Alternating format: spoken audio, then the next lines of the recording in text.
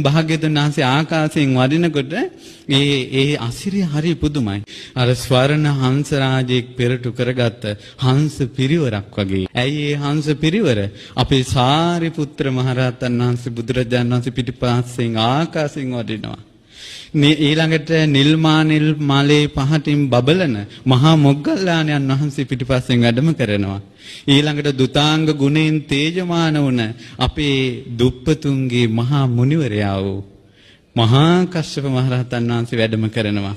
ඊළඟට මේ ශරීරයේ ලේ තවරගෙන සසරේ කවදාවත් ලේ තවරා ගන්න නැති ජීවිතයක් බවට ජීවිතේ නිකලෙස් කරගත්ත අඟුලිමාලයන් වහන්සේ ආකාශයෙන් වැඩම කරනවා. ප්‍රත්‍යලාභීන් අතර අග්‍ර සීවලී මහරහතන් වහන්සේ මේ ආකාශයෙන් වැඩම කරනවා.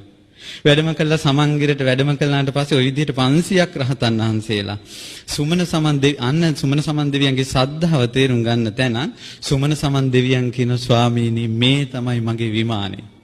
මේ සමන්ගිරම පෙන්වන්නේ.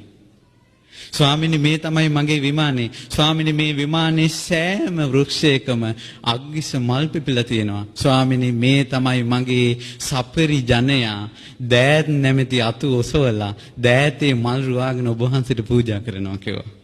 ස්වාමීනි භාග්‍යවතුන් වහන්සේ මට අනුකම්පා පිණිස දෙවියන්ට අනුකම්පා පිණිස මිනිසුන්ට අනුකම්පා පිණිස ස්වාමීනි දහසක් අර ඇති චක්‍ර ලක්ෂණයෙන් බබලන රෝසමලේ පාටින් බබලන සිරිපා කමල මාගේ විමානයේ මස්තකයේ තබන්න කියලා ආරාධනා කරනවා.